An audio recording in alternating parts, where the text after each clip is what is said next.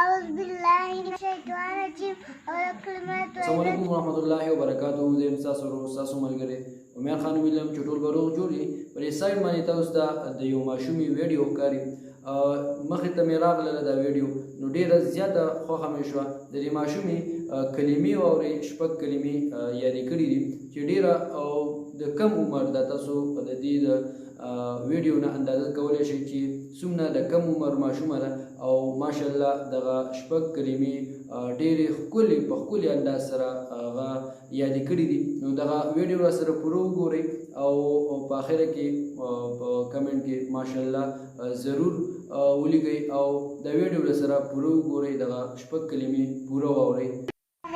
أعوذ بالله من الشيطان الرجيم والكلمات طيبة وابن باكا لا إله إلا الله محمد رسول الله. دائم کلمه شهادت باندې گواہی اشهد ان لا اله الا الله وحده لا شريك له واشهد ان محمدا عبده ورسوله. دائم کلمه تمجید باندې بزرگی سبحان الله والحمد لله ولا اله الا الله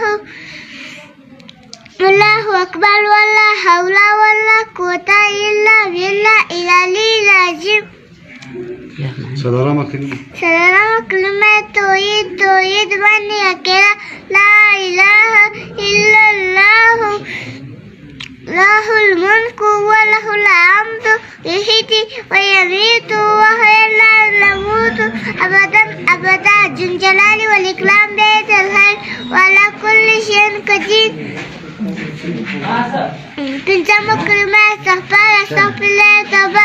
ماشاءالله څومره په ښکلي انداز سره دغه ماشومه د کلمې وایي او د کلمې چې کوم نوم دی یعنې شپږ کلمې دي د هر یو کلمې خپل نوم دی نو هغه هم د هغې معنی هم یاده کړې ده. نو ماشاءالله سبحان الله ویډیو له سره مخکې وګورئ او دغه کلمې پوره واورئ. استغفر الله من كل ذنب عذبته أمة أو تار سلا أو علانية وأتوب بالله من الذنب الذي أعلمه ومن الذنب الذي لا أعلمه إنك أنت على الغيوب وستر القلوب وأخفى الذنوب ولا حول ولا قوة إلا بالله العلي العظيم. شپږمه کلمه الذي كفر ونكف النجاة أنا وإني أعوذ بك من أن أشرك بك شيئا وأنا أعلم به واستغفرك لما لا أعلم تبت عنه واتبعت من الكفر والشرك والكذب والبدعة والانتواء والبهتان ومعاصي كل أسلمت وآمنت وأقول لا إله إلا الله محمد رسول الله.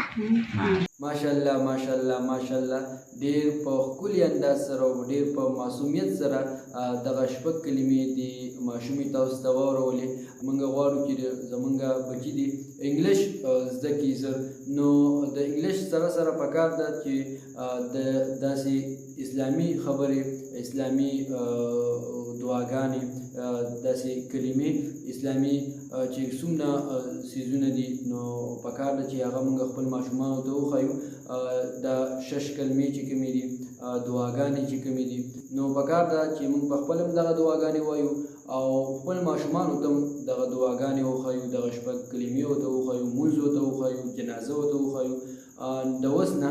نو پکار ده چې موږ د دنیاوي تعلیم سره په خپل ماشومانو باندې دینی تعلیم ته هم توجه ورکړو هغوی ته دینی تعلیم هم ورکړو. ډېره مننه والسلام.